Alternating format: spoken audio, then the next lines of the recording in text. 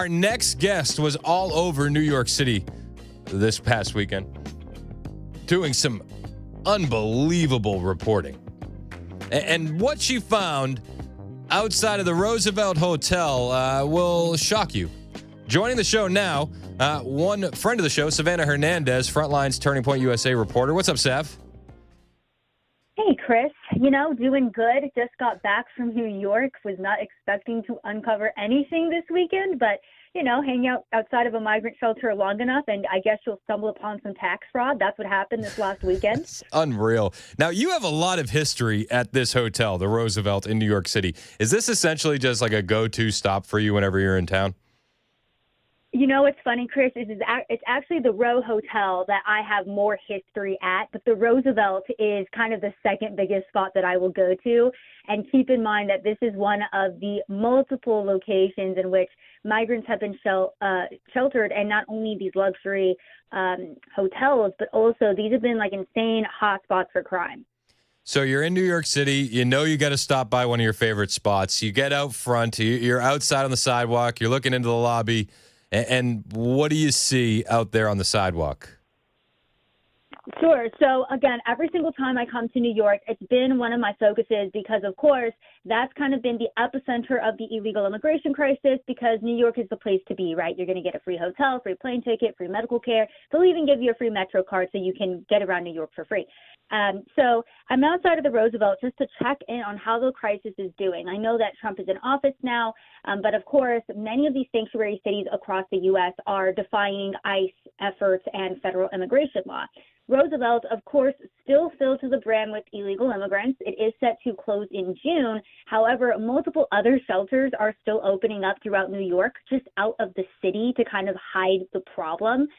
So I wanted to check in, before these migrants get transferred, and lo and behold, I see this man tabling and handing out these papers.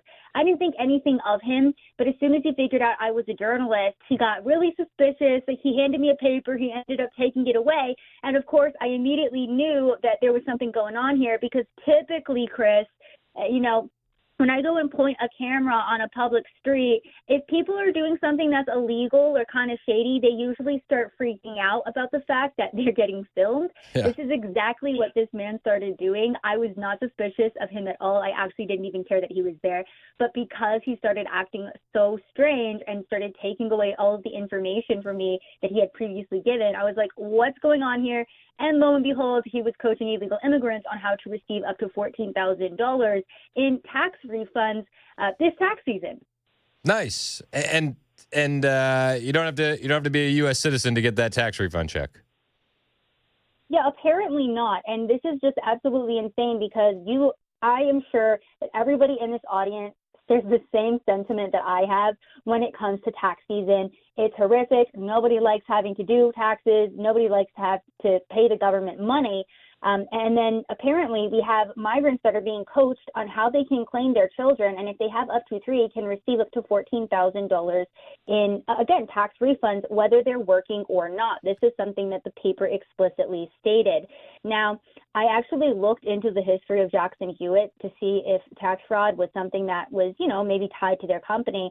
And I actually found out that back in 2007, they ended up costing the IRS $70 million because franchise employees out of Chicago had essentially filed fraudulent tax returns. They were fake. They were inflated. They were creating fake W-2s. They were having customers illegally claim dependents using borrowed Social Security numbers. The DOJ actually sued them for this. And, of course, none of that $70 million was ever recovered either. But I wanted to kind of see, is this something that's new? How does tax fraud happen? And is this company tied to it?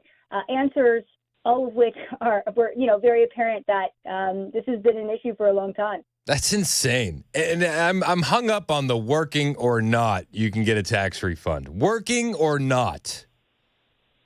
Yeah, I was hung up on that too, Chris, because I was out there working on a Saturday, and I was like, I'm sorry, where is somebody outside of my house trying to coach me on how to get $14,000 back from the government, Amen. whether I'm working or not? That's never happened to me as an American citizen. I've only been told, hey, by the way, we just hired 47,000 IRS agents under the Biden admin that are going to come after you if you don't declare $600 worth of income that you got this year. Yeah, it's insane. And then there's protests happening all weekend in New York that you were also covering, but they're not protesting the things that they should be protesting. Like I think Americans should be out there protesting Jackson Hewitt currently, if I'm being perfectly honest. But in New York City over the weekend, they were actually they were just protesting Tesla.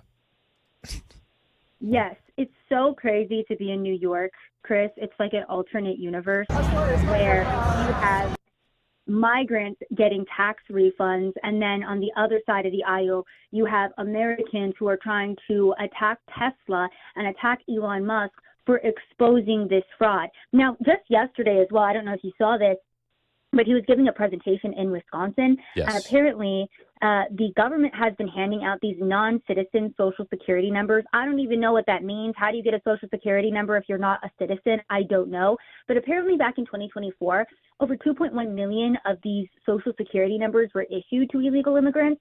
So, the timing of the story was kind of perfect because so many people were commenting like, this fraud, it's going on. Elon Musk is trying to cut Social Security, this and that, blah, blah, blah. You have the protesters trying to push this narrative. But the reality of it is we the people have been defrauded of hundreds of billions of dollars every single year via, again, tax fraud and the IRS.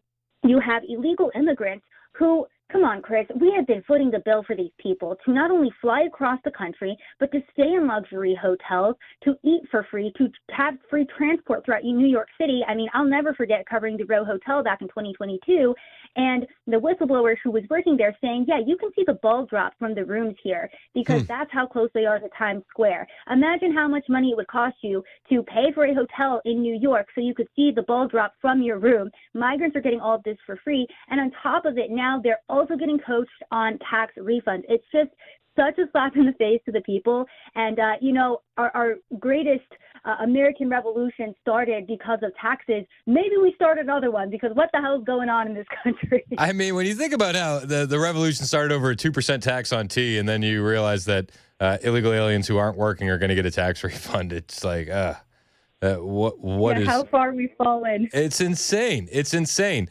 So I guess what happens next in the Jackson Hewitt story? Where do you go from here? Like, I mean, it's clearly a massive story, but like from like a reporter standpoint, what's your follow-up and where do you go next? Absolutely. And, I've been thinking a lot about this, Chris, because independent journalists like myself for the past 4 years, even longer than that, have been catching straight up criminal activity on camera. We have people admitting to criminal activities.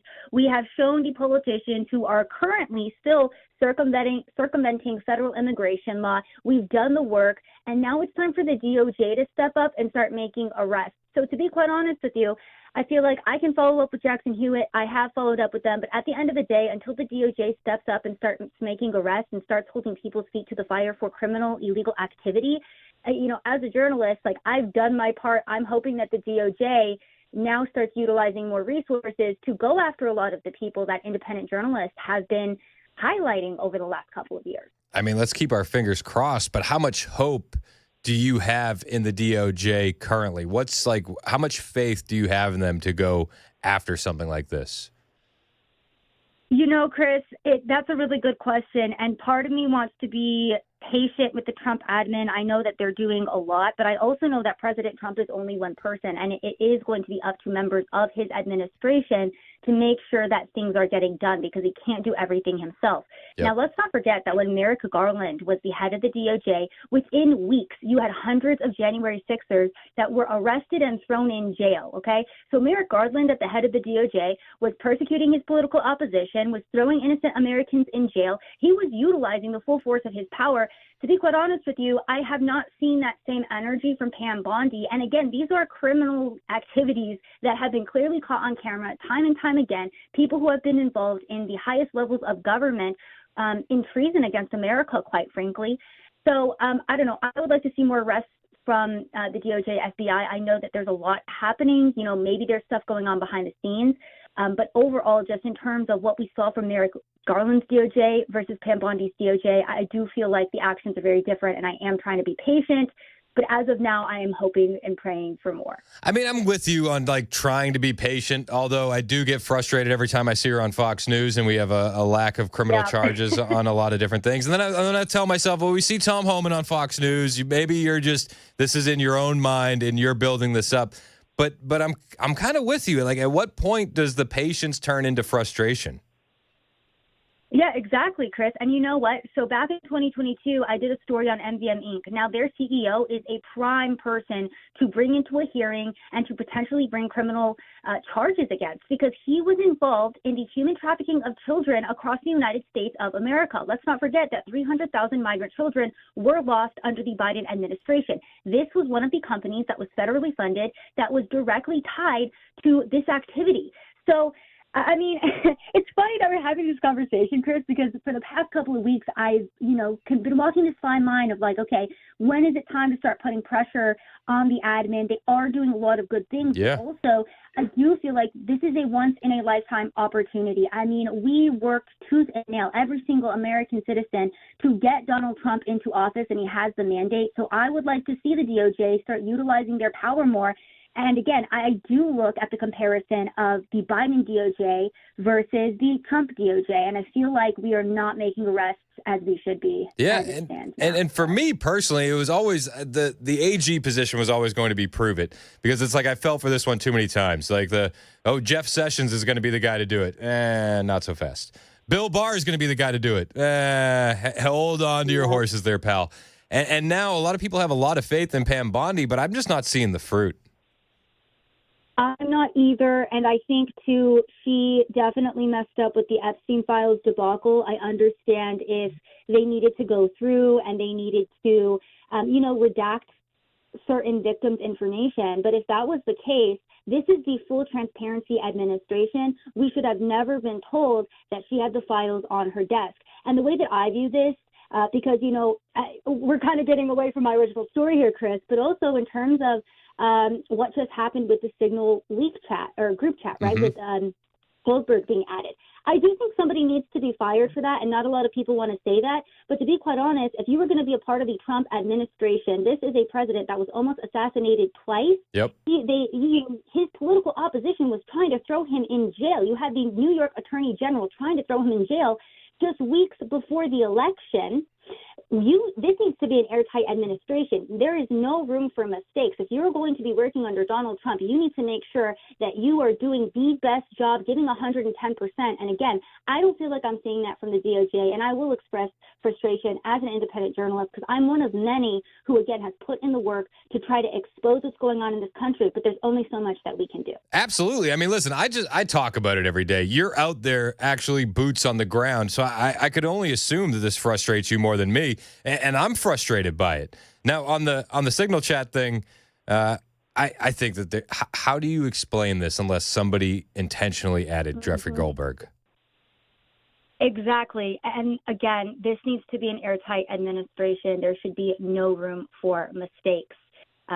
We, the people, did our part to get Trump into office, and now it's up to members of his administration to make sure that everything that he campaigned on is being brought to fruition, and that there is no, infiltration of this cabinet. We need to make sure that not only is the president protected, but what we, the people, voted for is protected. So, this is also a call on Congress as well. What are they doing? Why we have the House and the Senate right now? What is Congress doing? Why is it that all we've done so far is push through a CR bill? Why are we not supporting, the president more and trying to get more done? Thank you. This is what I'm saying. This is Savanah Hernandez. She's a Frontlines reporter for Turning Point USA. Sav, where can we keep up with you, and how can we amplify this Jackson Hewitt story? I mean, I feel like this is a massive story that everybody needs to be aware of. How can we help you with this? You know what? Thank you. Honestly, I feel like just putting it out on X, going and engaging with the story, and just sharing it with your friends and family who may still not be aware of what's going on in this country. I think what we need to do in the next 4 years is keep the pressure on our fellow Americans. It was awesome that Trump won. We are in a very good position, but that doesn't mean that we should relax. It doesn't mean we should stop paying attention, and it doesn't mean that we should stop sending stories like this to our friends and family. So share the story. Go on X. Sav says, go follow the Frontlines TPUSA account as well. We're putting out a lot of good work there. And we will continue to be boots on the ground, focusing in on the issues that need to be solved in this country. And, again, shining a light on, more work that needs to be done. Yeah. Hey, I appreciate you doing it, Sav. Savanah Hernandez, thank you for joining the show. Thanks, Chris.